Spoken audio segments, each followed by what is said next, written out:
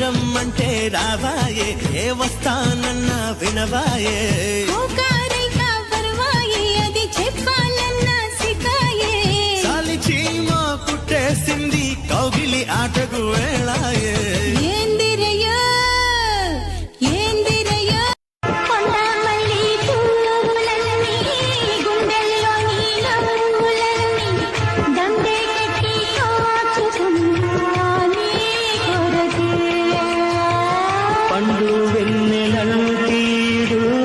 ఎండల్లోన చిన్నబోతే పండించగా చేరుకున్న నీదరికి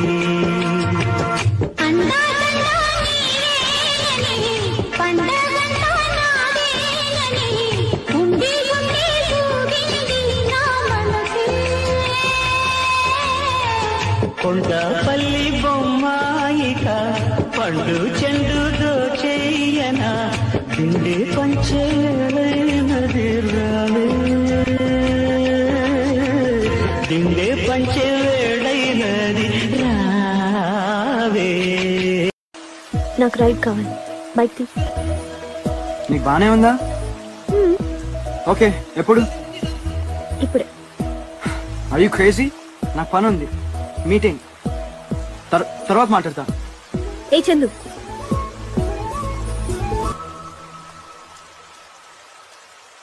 నీకు ముద్దిస్తానన్న రావా నీకోసం మిగిలానా నేనెవరో పరిచానా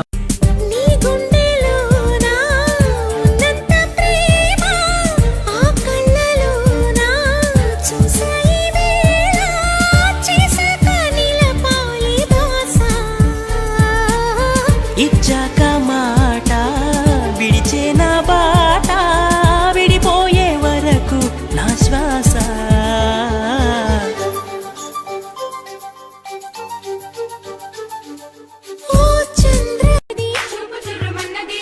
మరీ లేతగుంది బాడి భరిస్తుందన కబాడి ఇష్టమైన ఒత్తిడి ఇంపుగానే ఉంటది ఇందాక వచ్చాక సందేహమే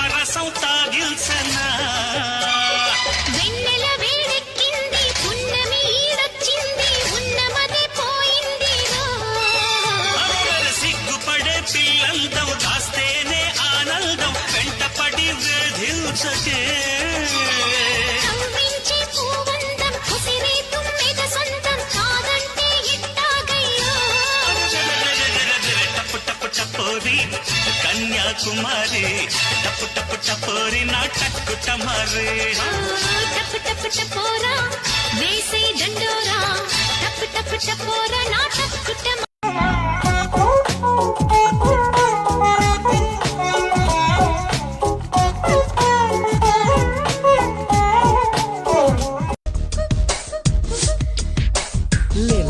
నవ్వులా పింగాణి బొమ్మల అందాలు అందితే అల్లుకోనా బాగుంది వెన్నెలాకు అంది కోయిలా కోగిళ్ళలో నిన్ను హత్తుకోనా ఈ తీయని జ్ఞాపకాలని మరు జన్మకి మంచి ఇవ్వని ఆ రోజు కోసమే ప్రతిరోజు గడపని క్షమించు నేస్తా బాబా కూరగాయలకి ఏం రేట్లు పెంచేశారు ఇలా ధనంజయ్య బామ్మ నా జేబులో 1000 రూపాయలు తీసావా తీసాను రా కూరగాయలు కొందామని మిగతా డబ్బు ఇంకా ఏం డబ్బులు రా కూరగాయలు కొన్నాక అన్ని అయిపోయినాయి ఈ కాశీలు కూరగాయలు 1000 రూపాయల అవునరా నేను నమ్మను లెక్క చెప్పు కూర్చో కూర్చో చెప్పు లెక్క చెప్పవే వంకాయలు కేజీ 25 కేజీలు 100 బెండకాయలు కూడా కేజీ 25 కేజీలు మరో 100 కాకరకాయలు దోసకాయలు ఇంకొక 100 300 ఇకపోతే బీరకాయ 70 రూపాయలు. ఏంటి బీరకాయలు కేజీ 70 రూపాయల? కేజీ కదరా సన్నాసి, ఒక్క బీరకాయ 70 రూపాయలు. అయ్యో 10 తీసుకున్నాను. ఒక్క బీరకాయ 70 రూపాయల అంటే ఒక్కొక్క బీరకాయ సొరకాయ సైజులో డబుల్ ఉంటుందా? అబ్బే అంతెక్కడరా. ఆ, తినే బీరకాయలు కాదా బామ్మ, తాగే బీరకాయలు తెచ్చావా? అవునరా, మొదట్లో 2 వేసి తాగితే శక్తిగా ఉండి నిద్ర వచ్చేది. ఇప్పుడు యమునా తీరాల కథ వినిపించేలా, రాధా మాధవుల జత కనిపించేలా, పాడని వెన్నెల్లో ఈ వేళ, చెవిలో సన్నాయి రాగంలా.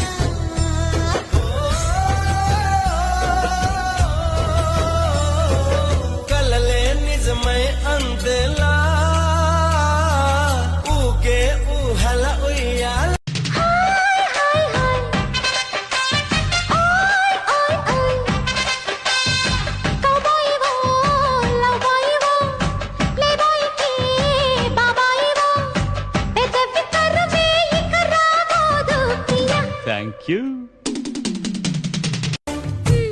చింతపల్లి సంతకు వెళితే చింతపూల చీర కొంటే, కట్టు నీకు కుదరకపోతే నువ్వు సాయం చేస్తుంటే, చెంగు బొట్లు దోపుతూ ఉంటే, చెంగుమని నువ్వు లిక్కి పడగా నాలో ఉడుకే పుడితే, సాకేదు చెప్పమ్మాకు సందెకాడ. అల్లరి కోయిల పాడిన పల్లవి స్వరాలలో నీ ఉంటే పదాలలో నేనుంటా. వేకువ పూచిన తొలి తొలి గీతిక ప్రియ. చూపులతో దీపాల, దేహముతో ధూపాల చంపెనకే.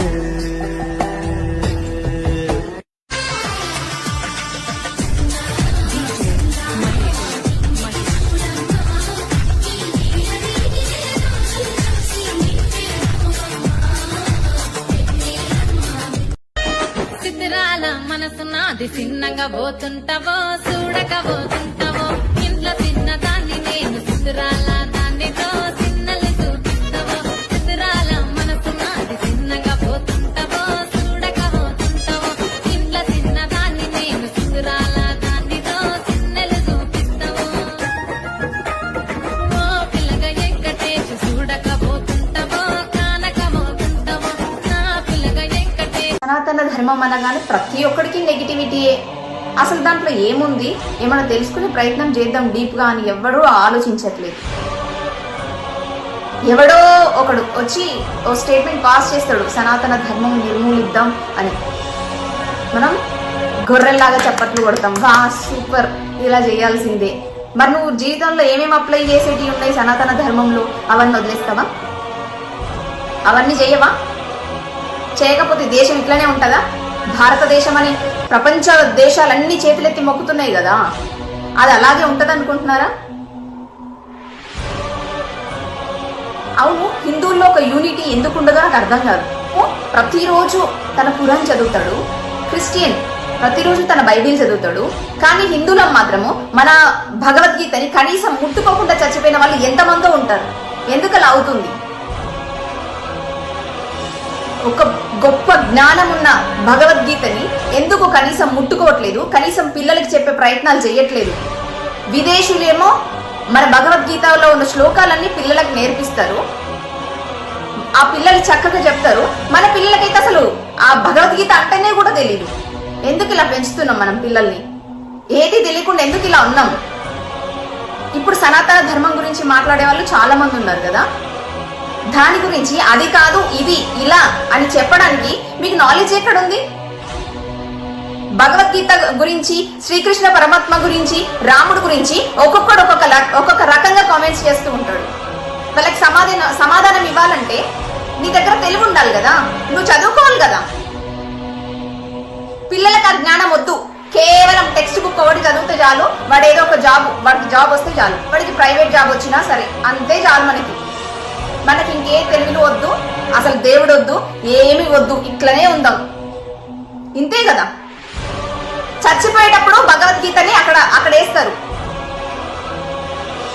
భవిష్యత్ తరాలు ఏమనుకుంటాయి? చచ్చిపోయినప్పుడు మాత్రమే వేసే పాట అనుకుంటాయి. ఎందుకంటే మన విదేశీ చదువులు కదా, గట్లనే ఏడుస్తుంది. మరి మనం ఇలాగే ఉంటే భవిష్యత్ తరాలకి భగవద్గీత అంటే కేవలం ఒక పుస్తకం లాగానే కనిపిస్తుంది. ఇప్పుడు కొన్ని చీడ పురుగులకి అది ఎందుకు పనికిరానట్టు కనిపిస్తుంది కదా, ఇలాగే కనిపిస్తుంది, ఇలాగే ఉంటది. భవిష్యత్ తరాలకి భగవద్గీత అందదు. మనం ఏదైనా మంచి పని చేయాలి, మన భవిష్యత్ తరాలకి అది అందించాలంటే ఇప్పటి నుంచే మన పిల్లలకి చెప్పడం అలవాటు చేసుకోవాలి. భగవద్గీతలో ఏముంది ఏం లేదు, మన జీవితాలకు ఏమేమి అప్లై చేసుకోవాలి, అసలు మనిషి అనేవాడు ఎలా ఉండాలి, ఇవన్నీ తెలవాలంటే భగవద్గీత యొక్క గొప్పతనం మన హిందువులకి తెలిసి తీరాలి. తెలిసే ప్రయత్నం మనం ఎక్కడ చేస్తున్నాం? పిల్లోని పొద్దున్న లేపి స్కూల్కి పంపిస్తాం, ఆడ టెక్స్ట్ బుక్లు బైహార్ట్ చేసి వస్తాడు. వచ్చి రాగానే ఇంత తిండి పెట్టాలి, ఆడుకోవడానికి పంపించాలి, వచ్చినాక ట్యూషన్లకు పంపించాలి. కథం సండే వస్తే ఎక్స్కర్షన్ కో, ఇంకెక్కడికో, సినిమాలకో, షికర్లకో తిప్పాలి పిల్లల్ని. ఎక్కడుంటది యూనిటీ? ఎక్కడుంటది మన పురాణాల గురించి మనం తెలుసుకొని నలుగురికి మంచి చెప్పే పద్ధతి ఎక్కడొస్తుంది? ఎక్కడ? ఏం చేస్తాం? ఇక నిన్ను అంటుండు, నీ దేవుళ్ళని తిడుతుండా అంటే తిడతారు. మరి పడాలి మనం. అలాగే ఉంది, పడాల్సిన పరిస్థితే ఉంది. మరి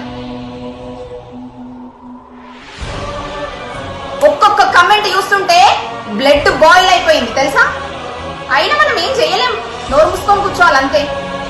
ఎందుకంటే మనకేం తెలియదు, మనం ఏం చదువుకోలేదు భగవద్గీత గురించి. మాట్లాడితే ఒక్కొక్కడు సైన్స్ గురించి మాట్లాడతాడు. సైన్స్ ఎక్కడి నుంచి వచ్చింది? పురాణాల్లో లేదా సైన్స్? పిహెచ్డి చేయగానే గొప్ప అయిపోరు. ఇది తెలుసుకోండి.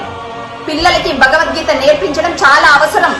ఇప్పటి వరకు ఏ హిందువు భగవద్గీతను కనీసం ముట్టుకోలేదో ప్రతి ఒక్కరు భగవద్గీతను కొనుక్కొని చదువుకోవాలి. వాడెవడో భగవద్గీత పేజ్ ఏమో భగవద్గీత అని రాసుంది, శ్రీకృష్ణుడి బొమ్మ ఉంది, లోపల చూస్తేనేమో బైబిల్. What is this? ఏం జరుగుతుంది? మనం నోర్లు మూసుకొని ఉంటున్నాం కాబట్టి ఇలా అవుతుంది. ఇలాగే మత మార్పులు చేస్తున్నారు. అన్నిటికీ నోరు మూసుకొని కూర్చుంటున్నాం మనం అంతే, ఇంకేం చేయలేము. ఏం చేయలేనప్పుడు ఇంకొకటి అన్నప్పుడు పడాలి. రేషన్ రావద్దు మనకి.